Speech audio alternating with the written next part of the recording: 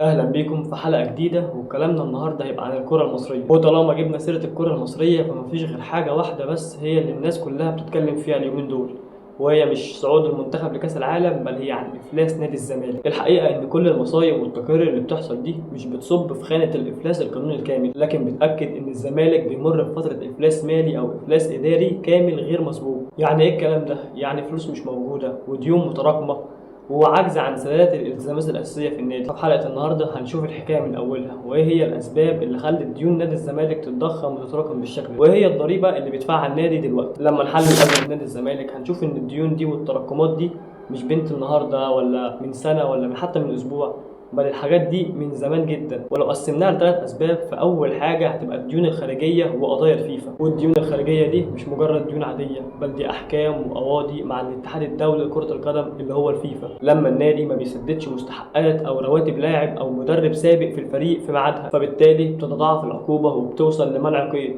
ومنع القيد ده بيشل حركه النادي في سوق الانتقالات وبيخلي قيمته السوقيه تنهار بشكل كبير جدا. اما السبب الثاني فهو الانفاق بلا عائد، بالمصري كده يعني الصفقات الفاشله. وجزء كبير من الازمه دي بيجي من المبالغ الضخمه والكبيره اللي بتدفع في صفقات اجنبيه او محليه، وبتيجي النادي ما بتقدمش اي حاجه للفرقه وبتمشي تاني. يعني بتصرف ملايين الدولارات على لعيبه بتيجي تقعد سنه او سنتين، وفي الاخر مفيش من وراها اي عائد مادي بيجي بيستحق كل الفلوس اللي اتدفعت عليه. وده بقى بيبقى اسمه حرق فلوس بدون استثمار حقيقي، وده اللي بيودينا للسبب الثالث وهو ضعف موارد النادي. فازاي نادي ضخم بحجم نادي الزمالك مفروض ايراداته تكون ايرادات ضخمه جدا، لكن لسنين طويله ايرادات النادي كانت محدوده مقارنه بالمصروفات، ففلوس رعايه واشتراكات وتذاكر ماتشات كل ده ما كانش بيكفي انه يسد الديون المتراكمه على النادي. فكانت بتضطر الاداره انها تلجا لحلول مؤقته زي الاقتراض من البنوك او اللجوء لرجال الاعمال اللي بيشجعوا النادي.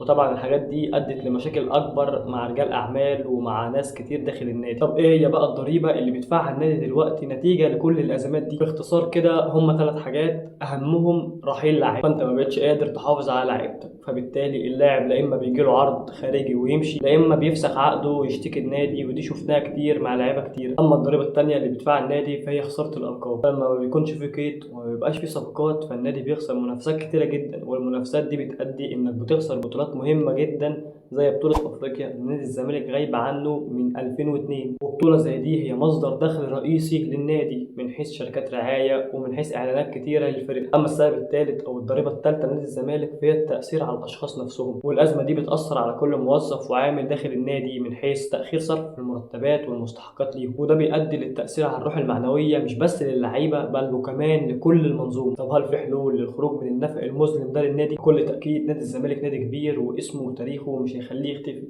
لكن الإدارة تملك الحل إنها تخرج من الأزمة دي. والحل ده يكمن في حاجتين اتنين بس، والحلول دي بتتلخص في نقطتين، والأهم هي الإدارة المستقرة. فإدارة نادي الزمالك لازم يكون هدفها الأول هو جدولة الديون وعدم الدخول في أي قواضي تاني مع الفيفا، وكمان لازم يكون عندك خطة محكمة عشان تقدر توفر فلوس كتيرة بتدفع في صفقات وفي لعيبة بتيجي وما بتعملش أي حاجة للنادي، وتعتمد شويه مثلا على الناشئين لان هم دول الحل. وهنا بقى يعني في وقفه شويه في حته الناشئين دي بالذات، بقى هنا في مصر محدش مهتم بيها خالص، فبنشوف لعيبه كتيره بتطلع من الناشئين وتتالق بس بتختفي تاني. ويمكن واحد من الاساسيين في نادي الزمالك دلوقتي هو حسام عبد المجيد، وواحد من ابناء نادي الزمالك.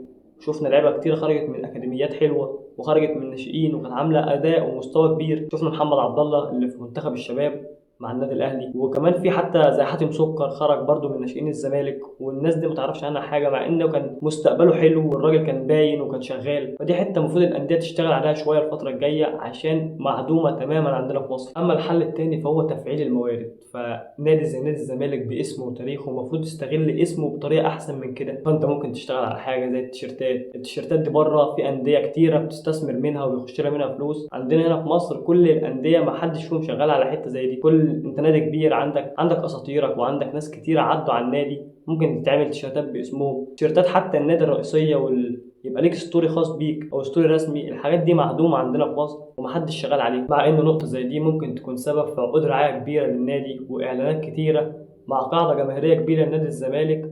فالحته دي هتسند كتير النادي. في النهايه الزمالك في ازمه ماليه عميقه، لكن عمرها ما كانت ازمه جماهيريه، فالجماهير هي السند وهي الحل، والكره دلوقتي في ملعب الاداره، اما انه يستقر على الحلول المؤقته والبسيطه، او انه يعرف يبني منظومه ماليه قويه تليق باسمه وتاريخ نادي الزمالك. يا ترى ايه الخطوه اللي انت شايفها الاهم لانقاذ نادي الزمالك ماليا دلوقتي؟ ممكن تسيب لنا رايك تحت في التعليقات، ولو عجبك الفيديو اعمل لايك واعمل اشتراك، واشوفكم في فيديو